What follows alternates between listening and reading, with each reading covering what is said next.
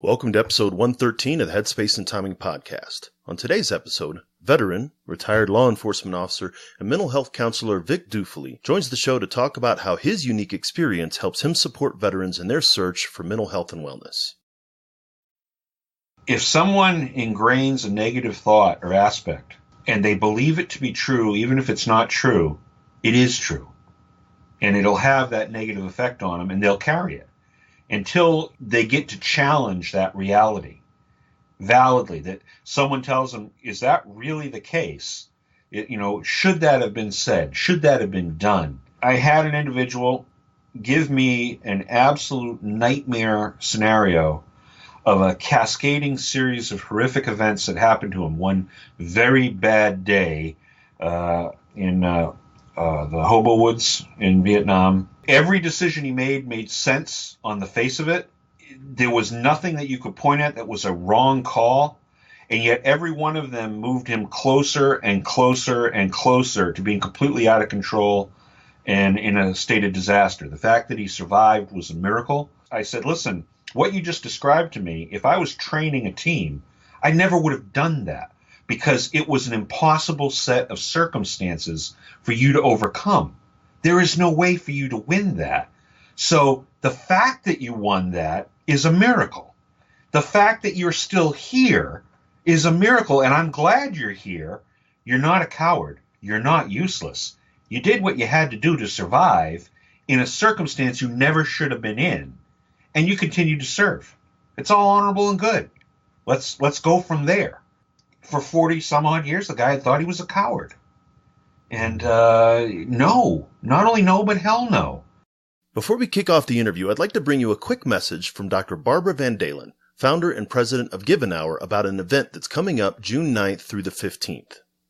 I'm Dr. Barbara Van Dalen, founder and president of Give an Hour and the Campaign to Change Direction. We want everyone to join us the second week of June for a week to change direction and the Change Direction Jam. Together, we're changing the culture of mental health. Events during the week can happen anywhere and everywhere. We're so excited to work with IBM to create this global discussion. Mark your calendar, register, and join us to change direction. Go to changedirection.org. That's changedirection.org to learn more. Here at Headspace and Timing, we'll be joining Give an Hour during that week. The podcast episode that week will be with Dr. Van Dalen, and that week's blog post is going to focus on the campaign to change direction. Longtime listeners will know that our mission is to change the way that we think and talk about veteran mental health, and the campaign to change direction is doing exactly that. Make sure to check them out at changedirection.org.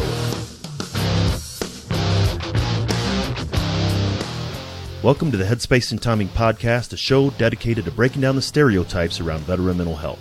My name is Dwayne France, and I'm a retired Army non-commissioned officer and a combat veteran of both Iraq and Afghanistan.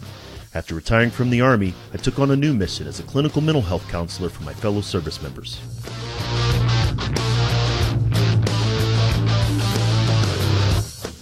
If you served in any branch of the military, then you're familiar with the M2 machine gun, the 50 cal. It's one of the most effective weapons in the military's arsenal.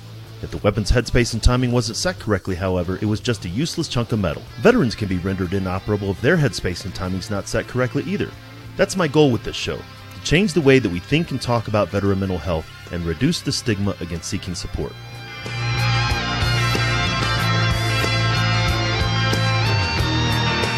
Each week, we'll talk with mental health professionals, veterans, and those who support service members, veterans, and their families.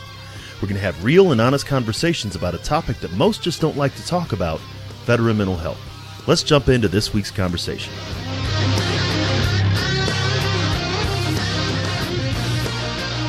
Hey everybody, welcome back to the Headspace and Timing podcast. As always, we really appreciate you taking your time to listen and learn more about veteran mental health. You know that I'm a little partial to mental health professionals who have previous military experience, like myself.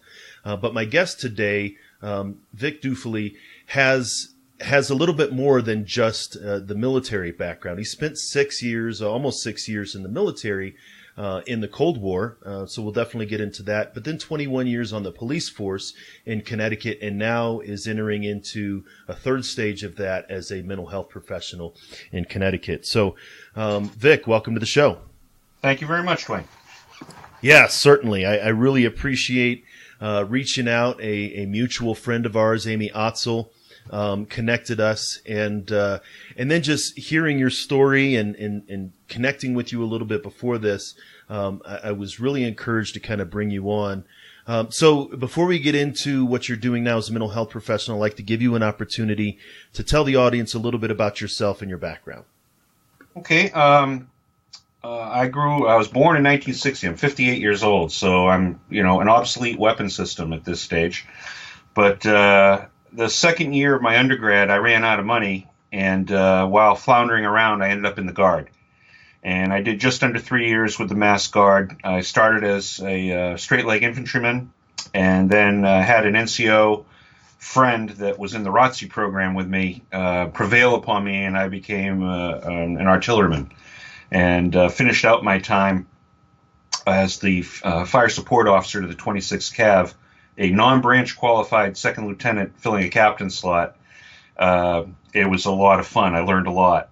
And then I was given the opportunity to go on active duty again as an infantryman. Wasn't on my dream sheet. The Army, in its wisdom, knew that was my secret heart's desire.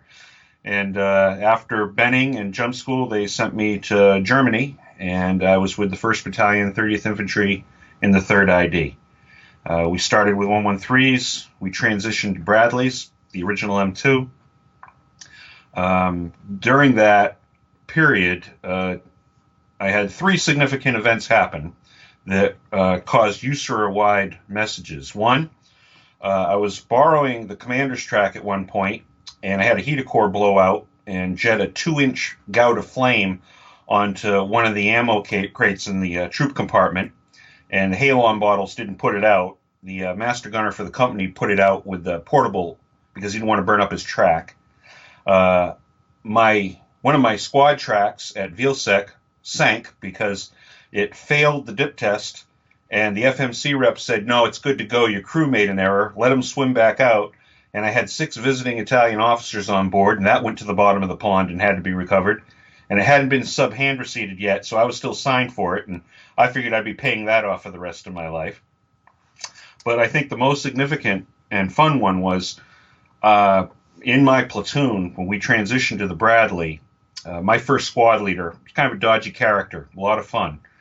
And he came sliding up to me one day and he said, "Sir, my gunner has developed a shooting technique that you really should look at." And the gunner had been with the 82nd for Grenada and hated the Bradley, did not like mounted at all, couldn't wait to go back to the light fighting folks. But he was one of the most conscientious junior NCOs you ever found, and he developed his own gunnery technique that was not what the manual said. And after sitting in the UCOFT with him, I said, "You know what, this works great. It works a lot better than what we've been doing." I called a platoon meeting and put the whole platoon on the kid's system. And my platoon shot the highest transitional gunnery scores in the 3rd Infantry Division, lit up the board. We were head and shoulders above everybody else because of this kid. Colonel came running out of the tower, all excited because of what we'd done, and said, "Lieutenant, how did you do that?" And I explained. And then he locked my heels and told me I'd invalidated the entire training program, canceled the award that I put in for the kid and his squad leader for bringing it to our attention, and a year later wrote an article in Infantry Magazine claiming credit for it. It was an interesting time. I had 2 border tours, border augmentation tours, when the 3rd of the 7th Cav went to gunnery. So I got to go inside the 1K zone and see what goes on the border. Kind of gives you the real reason that you deploy for things like that. An amazing border system. I walked 173 kilometers of what was then an East German border, looking at border defenses that were set up to keep people in rather than trying to keep us out. And that told me everything I really needed to know about what was going on the other side of the fence. Towards the end of our tour, Graham Rudman hit. I had my plane tickets in hand to come home, and they got canceled, and they extended us 6 months. And then I was baptized into an intel officer, and after the intel advanced course, sent to Fort Drum for 10th Mountain. And I pulled the plug shortly after that for active duty, and did 6 more inactive while I was starting my cop career. So I had like 15 in a uniform of one kind or another, military-wise, and then the 21 years behind the badge. Yeah, that's it's always interesting for me to hear. I did 2 tours in Germany, as I think I might have mentioned, and Vilsec is still swallowing up tanks and trucks and stuff like that. That's absolutely still happening. But the idea you hit on a couple of things that are very pertinent to veterans today, getting screwed over by their leadership, right? This idea of, I mean, and it doesn't surprise me, and I think all the veterans listening to this would say, well, of course, this officer did that, and blah blah blah. But there's a sense of betrayal that goes along with just not receiving credit. And you were trying to give credit to the young kid, right? Absolutely. And not even carry it for yourself. But also just how dangerous it was during the Cold War. I did a little bit of research one time, and I think in 1981 there was something like 1,800, 2,000 active duty deaths in the military, where there were only 700 or 800 or something like that during 2010. And we had 2 conflicts going on in 2010. There was nothing going on in 81, but there wasn't really the safety officers and the things like that. And so there was, when people think about veterans and they think about combat veterans and they say the danger that Vietnam veterans and Gulf War veterans, but you were in the military at a time where things were shifting leadership wise, but it was pretty dangerous. Well, you're right about the slot that I was in. I was very fortunate that when I started in the Guard, almost all of the senior NCOs and company and early field grade officers that I was exposed to were Vietnam vets. And you want to learn about ambush techniques, go out with a recon platoon that's all had service in Vietnam. In one afternoon, they can give you an education that will just peel your eyelids back for, boy, have I got a lot to learn. That was universal. The artillery unit that I served with in the Guard, the operations sergeant and the battalion commander had both been crew chiefs in Vietnam on adjoining tubes. So they spoke a language and had a degree of understanding with each other that was phenomenal to watch when we deployed. We passed an external RTEP. When they came down, we were a nuclear-capable National Guard battery. Good people doing hard stuff. They were. There was a lot of things where they were closer to Kelly's Heroes than probably what the Joint Chiefs wished, but they got the job done because they understood the job, what was real and what was really real. Right, and so you leave and then you get to Fort Drum, and I know. I've got a couple of my soldiers that are still stationed at Fort Drum. Fort Drum will make anybody get out of the Army. So you left, but you left the military and you went into the police force. And this is still something that we see today. I think 3 or 4 of my former soldiers are, state patrol or firefighters or things. And so it's natural now. It was natural when it was natural when my father did it. He left Vietnam, got out of Fort Leonard Wood, which is another base that causes people to get out of the military. And he became a city cop in St. Louis, in the mid-70s. So I'm interested to hear why leaving from the military to the police force. Okay, well, it was bad boss syndrome. People leave organizations because of the boss, usually. Not, Drum, I thought was a beautiful post. St. Lawrence Seaway, watching the salmon come in, that run.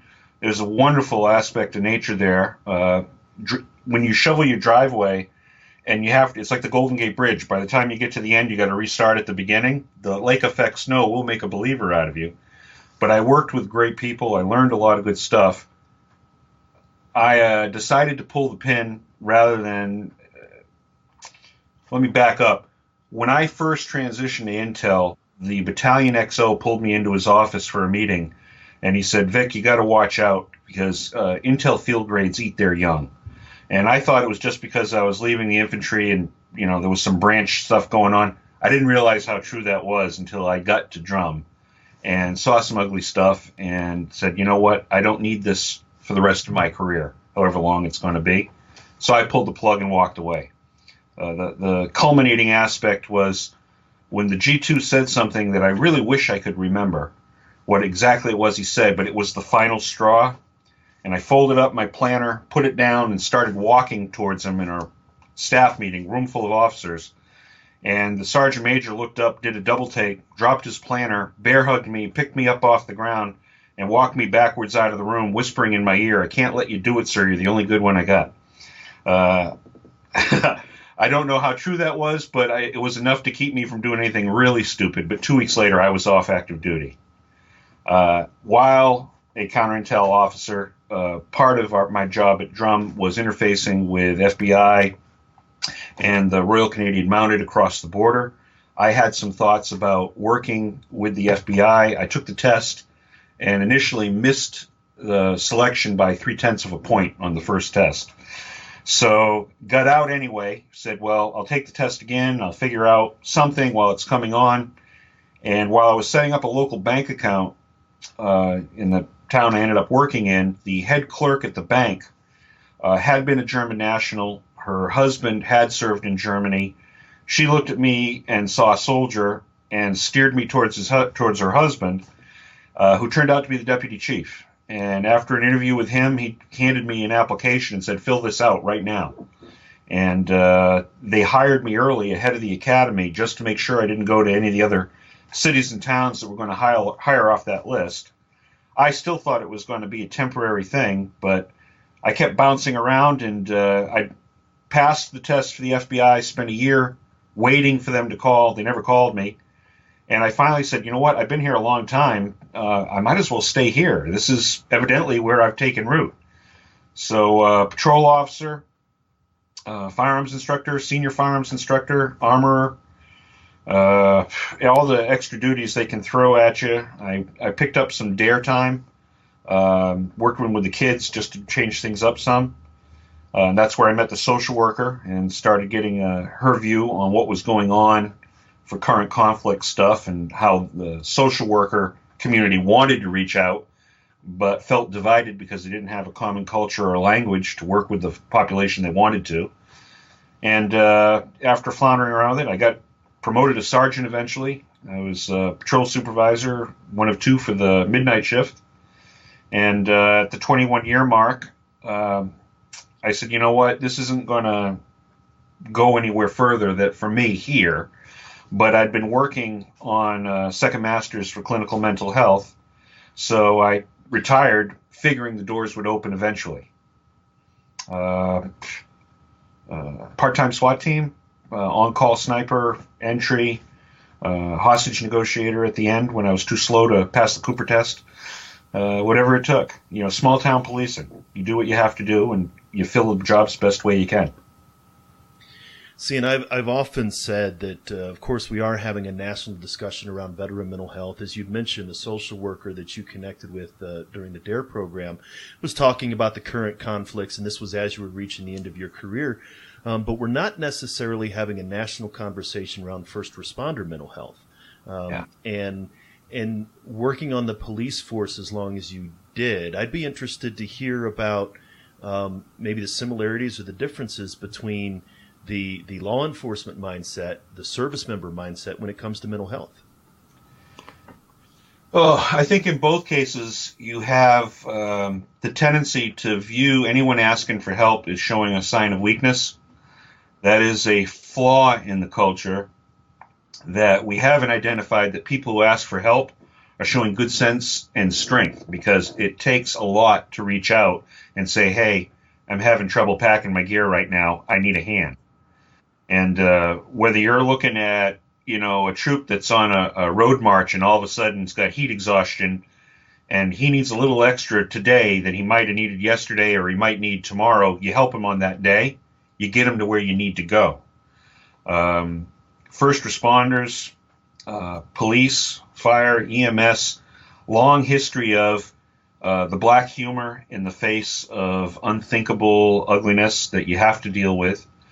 Just as a way to cope, and then the inappropriate coping mechanisms that runs rife through that. I mean, cops with multiple divorces, drinking problems for firemen, EMS that are all wrapped around the axle for the ones that they couldn't save. I mean, every discipline has their own demons that prey on them. And learning the safe places to reach out, and that it does not diminish you when you admit you've got something going on that you really need help with. In fact, it helps maintain you so you can do the job longer. The real focus for me, I think, as a leader, is trying to get things done with people who don't think they can do them, and raising the bar for what's possible. My thoughts as a budding clinician at this stage of my career development is that if there's any way the people that still do the jobs that I used to do, I can help them get over a hurdle, around an obstacle, whatever it takes, that they can survive in a toxic environment maybe a little better than they would have if they hadn't reached out for help, then I'm still serving the professions that I hold dear. Yeah, I very much appreciate that. And as before we had started, you and I were talking, and I had mentioned the interesting course of three separate careers, right? You had your military career, then you had your law enforcement career. Now you're emerging into a third career as a clinical mental health professional. But you mentioned you see them all as one. I do. I was privileged when I went initially on active duty to have a very hard scrabble platoon sergeant who told me, point out, his job was to get me promoted and not to let me screw up his platoon too much. And I was with him for 13 months. We had a great machine, and he brought me along nicely. I was fortunate in the Guard. I'd had a couple of master sergeants that started knocking off some of the high spots so that he had something to work with. But I learned early on that the leadership that I impart, I didn't have to be the best at anything. I just had to recognize the best in what was around me and help facilitate it. Help it do what, find the NCOs that do this job best and supplant them, make them focused on the success they can, minimize weaknesses, maximize strengths, and work as a team. I did that, and then I became a staff puke at the 10th Mountain and found out that it was still kind of the same, but you weren't defending an objective or taking one. You were doing the throughput of information and materials that the operators needed to go do their thing. So I had guys, brilliant warrants, brilliant senior NCOs that could do great product, but they needed somebody to cover their back so they could do what needed to be done. And I kind of became that guy for them, and felt it was a privilege to do so. When I got into law enforcement, of course, everybody has an idea about what being a cop is until you go be a cop, and you find out it's something completely different. It's not really a social worker with a gun, but if you don't learn how to talk to people and work through the problems that brought them to your attention, that got them to need some help beyond what they could be capable of dealing with, if you're a one-trick pony that can only talk to a operator of a car through a driver's window, and that's all you've got, no one's ever going to talk to you. You're never really going to find out what's going on in the community. So being able to talk to people, being the face that they recognize, being somebody that they wanted to pull aside, and having them know that if they reached out to you, there was something that you could do. Or even if there was nothing that you could do, you'd rattle every door until you came back with the information about why there was nothing that could be done. I had a very small town, small population, less than 23,000. I traveled every inch and foot of it, doing different stuff over that time, learned a lot about the population. And a cop once said that a badge is sort of like having a universal key to an elevator that goes up in a high-rise. You get to see every level of strata up and down, from the very best penthouse views down to the sub-basement. And that was pretty much true for me. My last couple of years in, we had a new recruit come on board that had done a year in Afghanistan with 10th Mountain, oddly enough. And young, rugged infantryman, nice kid. And we talked a little bit, and he found out I was in this grad program, and he came to me and shaking his head and said, Sarge, you're going to be miserable when you go to this thing. And I said, well, why is that? And he says, well, it's going to be all pity party stuff. You're going to get guys who were on a fob and heard a mortar land a click away, and they're going to claim PTSD, and it's going to be miserable, and blah blah blah. He kind of ran off on the infantry point of view. And when he got all through, I said, well, you got to understand something. You're an infantryman. You're trained to fight. That's your existence for being. And anybody that's stupid enough to step up and announce themselves as a valid target to you receives all of your training, all of the focus of the indirect fire you can bring, the direct fire you can bring, to you actually standing over them. If it comes down to that, you'll do it, because that's what you're trained and you go out and look to do. I said, but not everybody in the Army does it. You're the smallest tip of the spear. Everything that goes on behind you to get you there, all the payroll folks, all the people that are checking chow and transpo and all the stuff that goes into getting you there, they have a job too. But their job is not your job. It's just something they might have to do with less prep. So if you're telling me that somebody on a fob was distressed by an inclination of disaster more than it deserved, based on their training, it may have rattled their cage more than it would have yours because of the training you received. And he said, well, I never really thought about it like that. And I says, well, look at the jobs that people do. Focus on that, and then go from there. And I finished up the degree, went to the vet center in New Haven, and I was privileged to have a couple dozen all-combat vets going back to World War II as my initial client list. And it was an honor every day to go in and learn from people who had done what was needed to be done in every aspect of history going back to the 40s. You sit in on a group therapy session with World War II and Korean vets talking about their experiences, and then you go up every conflict post that, and you hear more similarities than you hear disparity going on, because the elements of the job really don't change, just the tools do. And not everybody had the benefit, if they had bad experiences, of being able to process them and put them away. Some people carry them with them all the time. So trying to help people find ways to deal with that, to transition from a life that's grounded in a combat zone to a life that's grounded in the reality that's currently around them, without making them give anything up, letting them keep the tools that they paid a high cost to develop and survive, just in case it ever has to happen again. I once spoke with a couple of Vietnam era vets who had served in different parts of the country, different, one was Marine, one was Army, and just on a whim, I said, not that you would want to, but if it was absolutely necessary right now for me to put an M16A1 in your hands and put you back in your old AO, you would still be able to operate. And both of them smiled and said, well, yeah, we could. Absolutely. No, they don't want to, but yeah, they could. So you pay a high price to learn skills.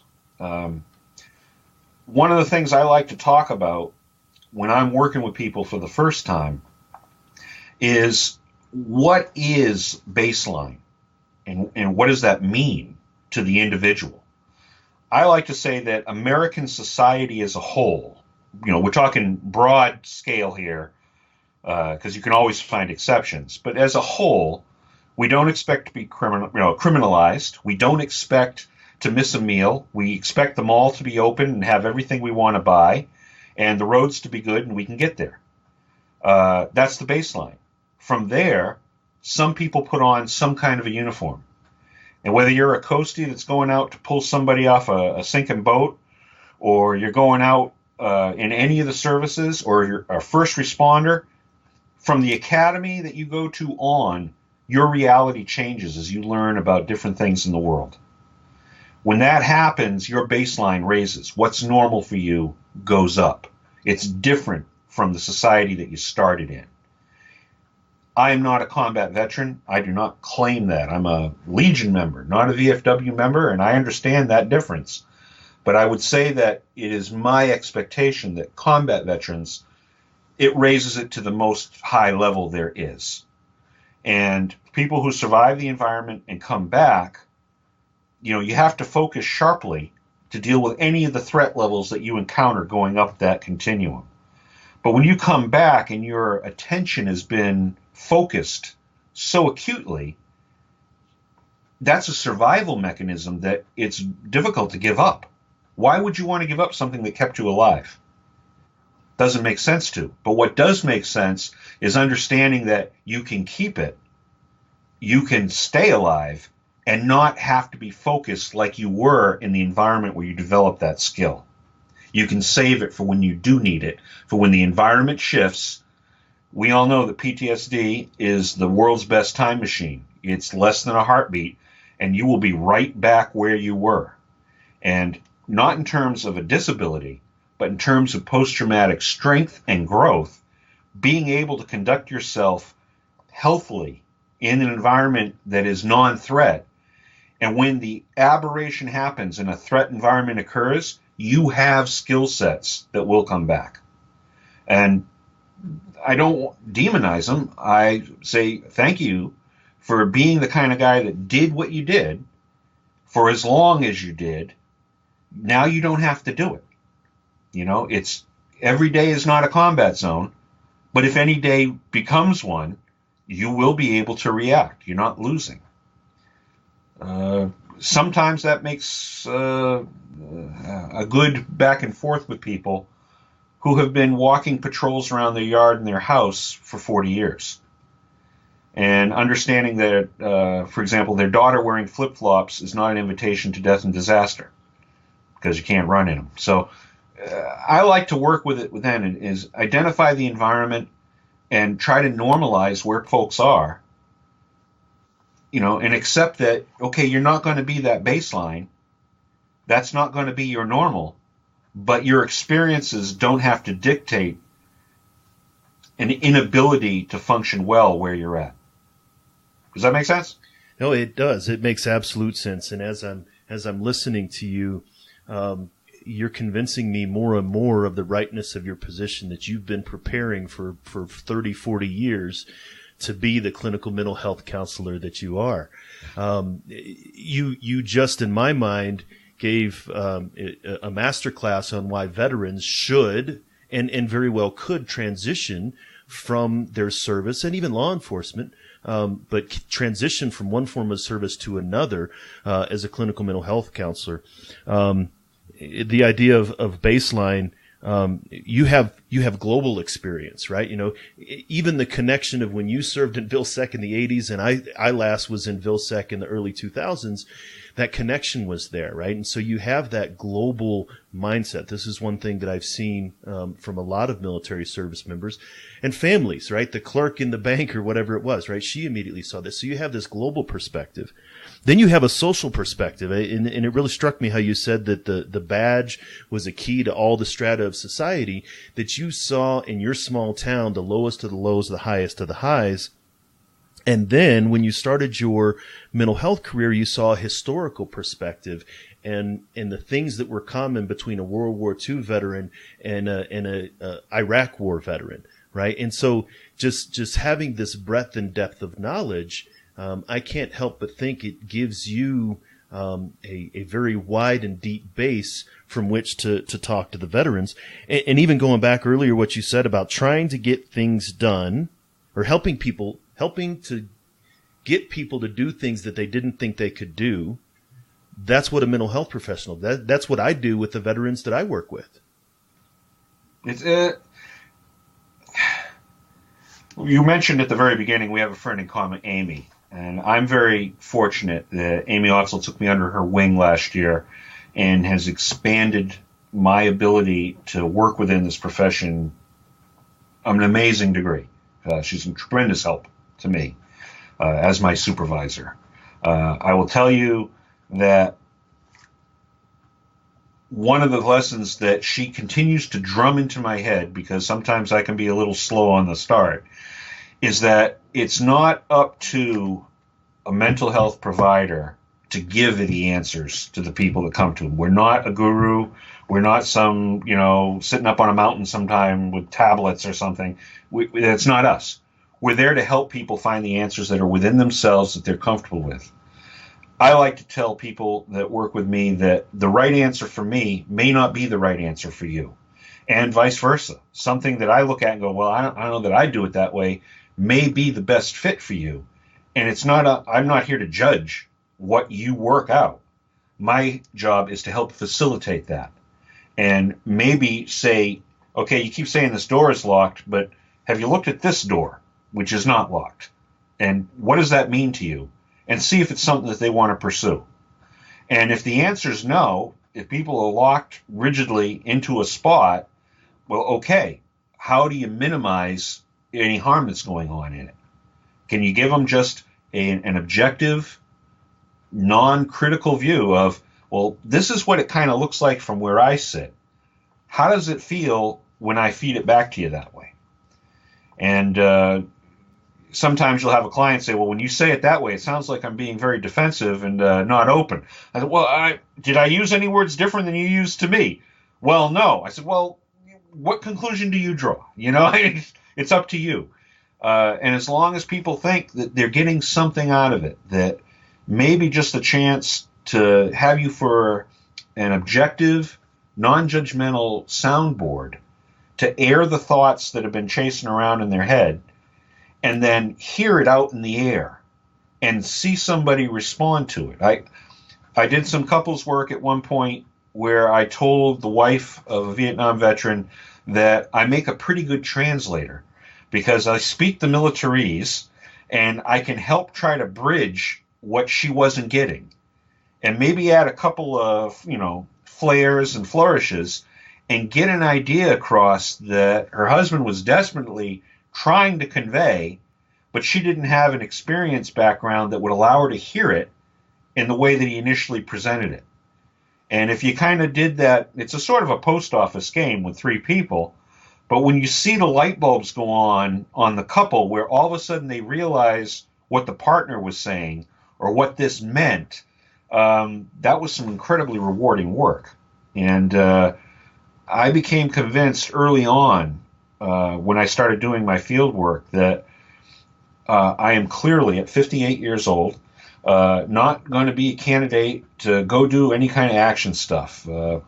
Just a short, one of the reasons I decided to retire when I did, I was leading a couple of younger officers to do an entry on a barricaded subject that we had to go do something with.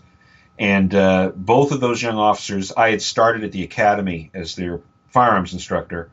I was now leading them in as their patrol sergeant, and I turned around to make sure everybody was set before we went in, and I saw concern on their faces. Now, I was used to seeing concern when they were doing the job for the first time you're going someplace where people don't want you, the first time you have to step up and someone's offering to hurt you. It's a game changer. This was the first time I saw concern that both of those young officers were concerned for me because I was old. I had just come back off an injury and surgery and clearly was not where I had been before I left, and they wanted to keep me safe. And I said, okay, if people are worried about keeping me safe on the job, it's time to pull the plug and walk away. I didn't want to stay too long and be a joke doing what I did. I didn't want to put anybody else at risk trying to cover me, whether I needed it or not. So I took the out and left. Both those officers still serving. Both of them still seem to like it when I come around to say hey and have a cup of coffee. And I think I did the right thing. As a counselor, the advantage of what you talked about for, having seen stuff from, heck, we still issued 1911s to infantrymen when I started. As a cop when I started, my first duty gun was a revolver. Been a lot of transitions in my professional careers. That knowledge and experience, okay, I'm not going to kick doors and I'm certainly not going to run down a suspect anymore, but I can give you some insights if that's what you're doing and you're having a hard time with some of it. A lot of toxic environments is sort of like trying to tread water in a cesspool. You don't want to go under. And if you flounder too much and exhaust yourself, you will do something dumb. And the people that do those inappropriate coping mechanisms because they're having such a hard time processing what they have to do, finding a safe way for them to process, understand, and make the determinations before they do any harm to themselves, whether it's in their drinking and other personal habits. How many folks come back from a combat zone and they're on a motorcycle or a car doing inappropriate stuff because, they're just going all out, because that's what they were doing. I have a hard time with people who refer to some risky behavior as adrenaline junkies. I don't like the term, because as a police officer, if someone was identified as an adrenaline junkie, somebody who really goofed on let's push something till it happens, that's nobody you want to work with. I'd rather spend 15 or 20 minutes talking to a guy and convincing him that he needed to get into handcuffs and go where we needed to go than 5 minutes getting my uniform all ripped up to drag him where he needed to go. And doing it softer, quieter, keeping the stress level down is the key to longevity for everything. My opinion. No, and again, a great metaphor for a good counseling relationship. But then, even as you said, as you were emerging into the mental health field, and we talked about this before we started, that you had some concerns, that here you are, nearly 30 years removed from what you said. There was like 3 uniform changes since you had been in the military, and you didn't think that you would be able to connect as easily to current era veterans, sort of this idea that it's all post 9/11 veterans. But then you also just mentioned this idea about, treading water in a cesspool and dealing with toxicity. You had mentioned that was something that you had seen pretty constant through all of these service members, regardless of when they served. Yes. If someone ingrains a negative thought or aspect, and they believe it to be true, even if it's not true, it is true. And it'll have that negative effect on them, and they'll carry it until they get to challenge that reality validly, that someone tells them, is that really the case?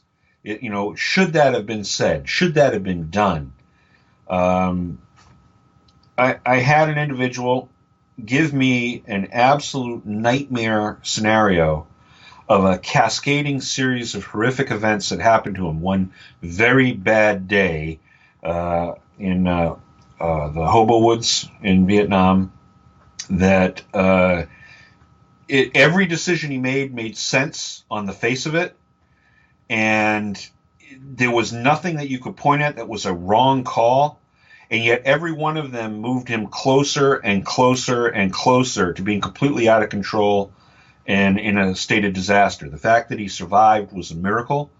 The situation, when I crafted training scenarios for SWAT teams, one of the things that you always make sure to do as a trainer is that the team wins. You train people to win. You do not deliberately craft a scenario to defeat them, because as a trainer, you can.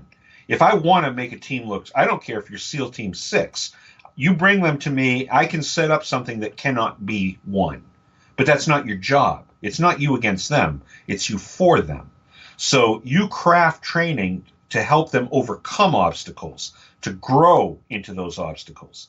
In that individual's case, I said, listen, what you just described to me, if I was training a team, I never would have done that, because it was an impossible set of circumstances for you to overcome. There is no way for you to win that. So the fact that you won that is a miracle. The fact that you're still here is a miracle, and I'm glad you're here. You're not a coward. You're not useless. You did what you had to do to survive in a circumstance you never should have been in, and you continue to serve. It's all honorable and good. Let's go from there.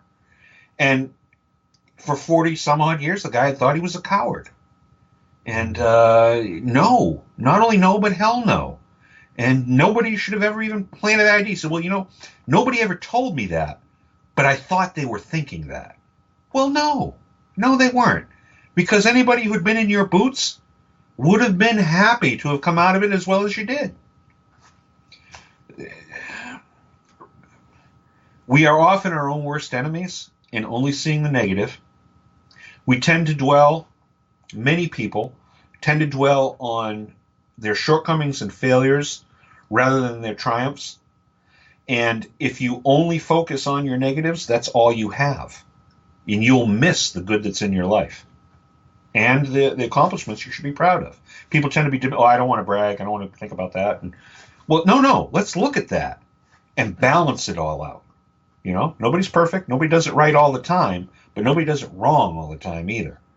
And trying to balance folks out so that they can keep their head up and not be walking around under a cloud, you know, hopefully you do them some good. Yeah, no, I hear you. The idea of the negative coping that we did in the military, right? And of course you had mentioned the same things about, you know, substance use and alcohol, but just this constant negative. We always say, you know, hope for the best, but plan for the worst. And Right. really all we're doing is planning for the worst. It's why I've got 3 AT4s and a Claymore in the back of my vehicle, right? Same thing I can imagine, not having been a law enforcement officer, but every time you go to serve a warrant, you have to think that what is this worst case scenario that's going to come up, even if it's a misdemeanor or something like that. So and then you had mentioned even earlier about the black humor. That's something that is rampant throughout the squad bays and the foxholes and everything else. And, engaged in a lot of it myself just to diffuse.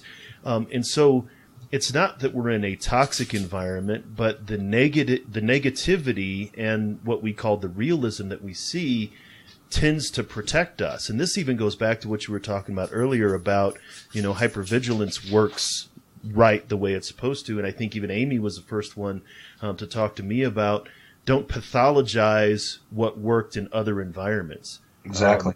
It's definitely a different point of view, and I'm glad that you're sitting there in the office across from a vet. Oh, thank you. I had a chance to go to a seminar about 15 years or so ago with a gentleman from South Korea who is like a high Dan in like 5 different martial arts disciplines. And he looks like somebody who should be like a waiter. You know, he does not reek warrior. He's a sort of shortish, rounded, sort of soft, got a good sense of humor guy because he can. Because he walks around with capabilities that are off most people's charts. He doesn't feel any need to live at the ragged edge of them. And during the seminar, the friend that had invited me down for it, we were talking, and we were talking about 9/11. And I said, what would have happened if Sensei had been on one of those planes? Here's a guy that you don't look at see as any kind of a threat. And he could disassemble the plane with his hands if he wanted to, you know. It really gave me a sense of when you have capacities and you're confident in them, you can allow yourself to open up to the world around you and be approachable. He was one of the nicest guys I ever met. Long conversations, a lot of meals with him, just a joy to converse. But again, once I knew him for what he was really capable of, it was at the same time like, oh my God, this man is a dynamo. I mean, Jackie Chan could take lessons, you know, and for real. But again, easiest guy in the world to sit down and have a cup of coffee with. It's nice when veterans, senior officers, firemen who have gone into the flames. I did a few burning houses before the fire department got there. They were volunteer department when I started. So a few times I was first guy on scene. Believe me, I don't like crawling in burning buildings. It's not what cops in nylon jackets should do. I got a lot of respect for the fire crews. Watching what EMS does at accident scenes, all the car crashes, the kinetic damage that got done, and seeing EMS guys working like hell, human victims, animal victims, watching them try to do CPR on a dog that's been one of the crash victims at a site because it's a family member. They want to get everybody back. And it's all hands on deck and scramble to make things happen. The professions I have been exposed to, the individuals, the professionals that work within them, no matter the nature of the job focus that they have, has always been uplifting to me. and understanding that when they bring something to you, somebody who has something that just they can't process, they can't get a handle on it, and it's affecting them in the now, that poisons the future. So how do you make the past go to bed? How do you process it, make friends with it, own it, put it in its proper place, and move on from it? Because if you don't do that, you're a prisoner to your memories. And the chains that are there are the ones that you forged yourself. Couldn't have said it better myself, Vic, and I don't think I have said it better myself. It definitely some great points and some things that I'm going to continue to think about and definitely continue to this conversation has caused me to rethink some of the veterans that I'm working with and in different ways to help them. So if someone's listening to this, maybe they're a veteran, they're saying, hey, I'd like to talk to that guy, or maybe they're a mental health professional that wants to get a little bit of a wider perspective, how can people find you online? Through Inner Resource Psychotherapy, working with Amy. Everything comes through our front door. She parcels out and figures out if her book is full, is it somebody that's willing to work with me? I'm willing to talk to folks if they want to talk to me, professional. Clients in Connecticut, if you're willing to drive to Colchester, you can find us right there on 392 South Main Street. We're happy to be there for you, and we'll get you in the book. Well, I certainly appreciate that. I'll make sure that all of those, the links again to Inner Resource and directions even to your clinic there are in the show notes. Vic, I really appreciate you taking the time to talk to me and the listeners today. Well, thanks for reaching out. I'll be 100% honest with you. I had some doubts, and Amy talked to me about it. She kind of gives me the prod every once in a while and said, no, you should. And I said, well, okay. My respects for those of you that have been carrying the torch for current conflict. One of the things that was said to me by a Vietnam vet when I introduced myself to him was, well, just because there wasn't a war when you served doesn't mean you didn't serve. You just served in the time you had. Staring East German GACs on the border was as close as it came for me. But folks weren't shooting at me. A very different environment. I like to say that I did not pay a high cost for many of the benefits and gifts that I received from the service that I was able to render. And it has continued to pay forward with what I brought to trying to do leadership duties within a police department and how I see it working for doing counseling for the folks in this career. And since I don't have to kick doors or run, I'm hoping to do this for a good long time to come. Absolutely. Well, we'll be glad to have you, Vic. Thank you.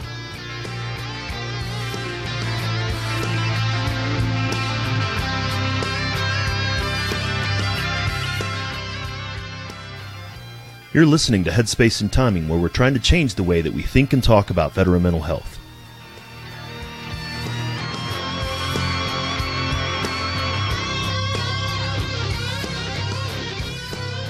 As I mentioned in the show, I really appreciated Vic's unique insights developed through his extensive experience as both a soldier and a law enforcement officer. Vic is a great example of how those who served can continue to serve in their post-military and post-law enforcement life. There were a lot of great insights in this episode, but chief among them was how we start to believe the negative stuff that we're told. Then we turn that around and use it on ourselves. A colleague of mine talks about how the negative voices in our head, although they do sound like our voice, are actually someone else's. It was put there by somebody and transformed into our own. Once we start to be aware of the fact that it's not ours and it's not beneficial, then we can start doing something about it. Thanks for taking the time to listen. If you want to find the show notes for this episode, go to veteranmentalhealth.com/HST113. While you're there, share the link to the show with someone that you think might enjoy it. We're always looking for guests, either veterans or those who support them. You can drop me a line at info@veteranmentalhealth.com to recommend guests, or go to veteranmentalhealth.com/guest to fill out a suggestion or request. Our thanks this month go to Give an Hour and the Campaign to Change Direction. Don't forget, we'll be joining them for the Week to Change Direction from June 9th through June 15th. If you want to see how you can too, go to changedirection.org. A Week to Change Direction will happen anywhere and everywhere people and organizations want to be part of this change. Give an Hour will provide toolkits with suggestions and ideas for how you or your organization can participate in a week to change direction, or you can create your own. Just a reminder that the guests and information in this show are for educational purposes only and not meant to be considered professional advice. While I am a practicing therapist, I'm not your therapist. If something you heard made you think that you should talk to somebody, then reach out to do so.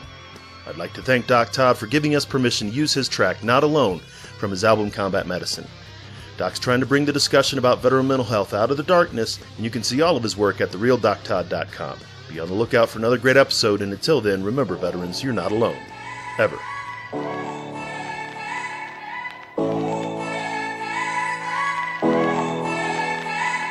The struggle is real, found a feast and lost a soul. Eventually my drinking, it got out of control. There in darkness I roam, struggling to find home. See, suddenly death didn't feel so alone. 22 a day, destination unknown. It could have been avoided if you picked up the phone, but now you're gone, so I guess all we get is the tone. Nothing but bone weeds, overgrown, pushing up stones. I've triumphed over enemies, co-created mini-me's. Broke out facilities that tried to put an end to me. R.I.P. I'd rather grind in tranquility. Authentic tendency, embrace my ability. I try so hard to have faith. I bow my head and I pray. Lord, please let me have the strength to carry on and keep standing. How this life so demanding, so much pain, all this planning. I heard each time I wait, but with you I'm not alone. You're not alone. That every time that I fall, I'ma call on you, get myself back up again. Without my Georgia girls, yeah, I'd probably be dead. Cause I'd be taking every meal that the VA said. Gave every shred, every last thread of my identity. Conquer my fragility, eliminate the enemy. Deliver me, God, from temptation. Tell me that this life is just a matrix. Need a facelift, back to basics. Vision Lasix, I only feel alive when I hear the bass kick. I try so hard to have faith. I bow my head and I pray. Lord, please let me have the strength to carry on and keep standing. How this life so demanding, so much pain on this planet. I heard each time I wait, but with you I'm not alone. Not alone. You're not alone. And every time that I fall, I'ma call on you, pick myself back up again. Yeah, just pick up the phone, you're not alone. Just pick up the phone, you're not alone, man. Just pick up the phone, you're not alone. Yeah, pick up the phone, I'm right here. And I love you guys. Take those bottles out, dog, and pour them in the sink. Take the needles out your arm and the gun away from your forehead. It's time, man, you've been through enough pain, stand up. It's time to stand back up. All my veterans, man, Army, Marine Corps, Navy, Air Force, Coast Guard. Get up, you know. I try so hard to have faith. I bow my head and I